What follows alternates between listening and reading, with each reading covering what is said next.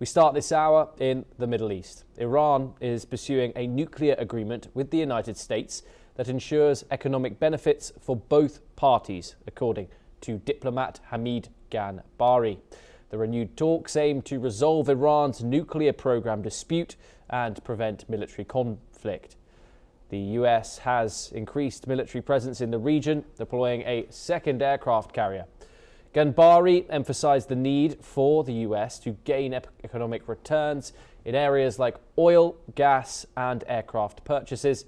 The US Secretary of State, Marco Rubio, reaffirmed Trump's preference for diplomacy despite past failures in negotiations.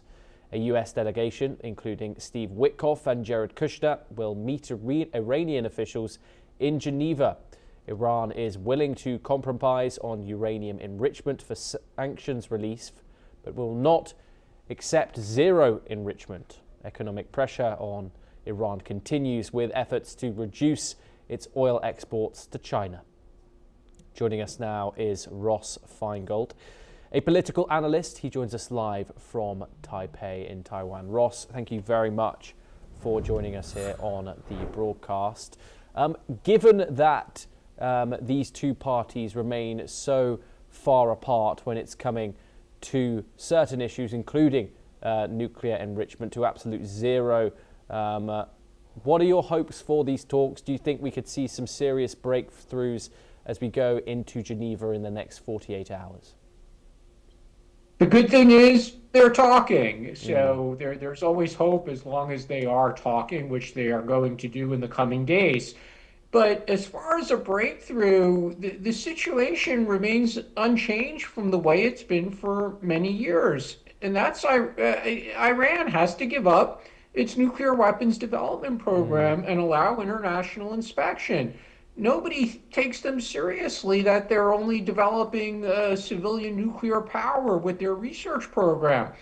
So it's very much up to the Iranians. And the negotiating room that they have is to ask for sanctions relief, to ask the United States to engage with Iran on a normal basis going forward if Iran was to give up its nuclear as well as its long-range missile programs, which is also a very, very important issue here. But to say to the U.S. you have to back off on any kind of talk of regime change. And frankly, we don't know if at the moment if that's really a goal of the Trump administration anyway. And President Trump has been critical of regime change efforts numerous times, and that's a position he's made very clear. So it does seem that there's space for a deal here, but it's really up to the Iranians to do the smart thing, give up a nuclear weapons program, which they absolutely do not need for their national security, and also to give up the long-range missile program because they don't need a long-range missile program for their national security either. So it's up to them. Would we really say that it is the same, Ross, due to the fact that the United States has that huge naval build-up in the Persian Gulf currently, and of course one can't forget the alleged political instability which is going on right now in the country following those huge protests that we saw at the start of the year. Some experts are saying that the Iranian regime is as unstable as it has ever been. What does that mean going into these talks? Does it mean that Iran might be due to make further heightened concessions here? It's possible because what the regime wants most of all is regime survival. That is far more important to the people who are in the religious leadership or in the military leadership or the business world, the cronies of the regime who want to keep their special privileges. They want to remain in power, so that does give them some negotiating room. I wouldn't call it leverage. They don't have much leverage, but the Trump administration and President Trump, they've attacked before. Obviously, last June, together with Israel, they did attack Iran's nuclear facilities. And with the surge of military resources into the region, it's certainly very possible that President Trump will give the order again. And what his goal is, again, that part is not clear. Is he just going to strike nuclear research facilities and ballistic missile facilities? or is he going to try and bring about regime change, notwithstanding his past criticism of regime change? That part is somewhat unknown. But again, there is room for regime survival if the Iranian regime would give up its nuclear and its ballistic missile program. So it's up to them. Coming to those points, we know that they are negotiating the nuclear program. However, what is uncertain is that ballistic missile program that you mentioned, along with support for regional proxies like Hamas, Hezbollah, the Houthis. Iran says that these are off the table.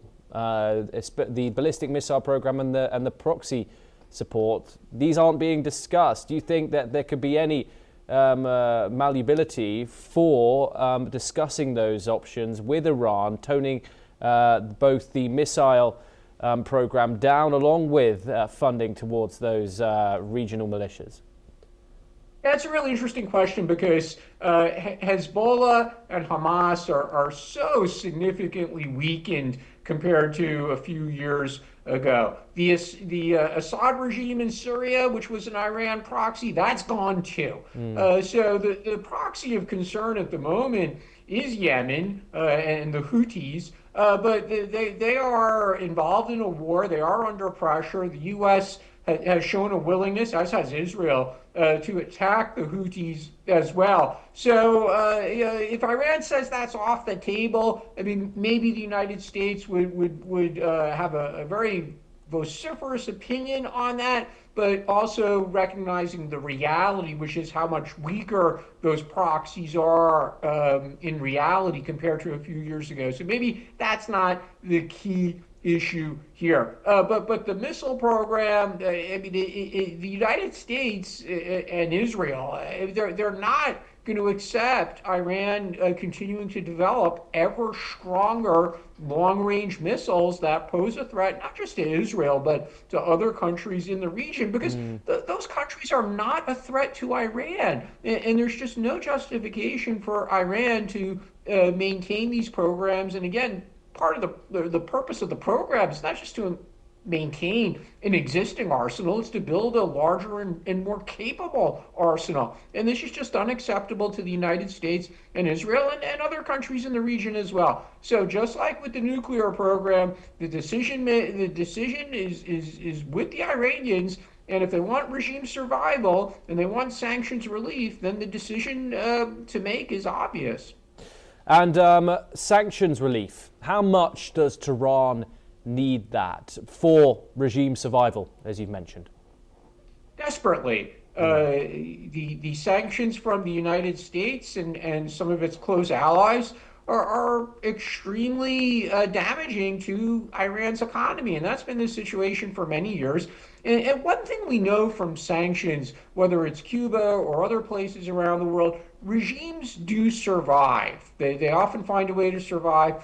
Sometimes there are countries that are willing to violate the sanctions or ignore the sanctions. Russia and China, being close friends of Iran, are examples. But often you could survive, but domestic conditions deteriorate. And clearly that's what's happened in Iran. The people who are very highly educated, very capable workforce, a lot of young people, they want a better future. And with the economic sanctions, there cannot be a better future.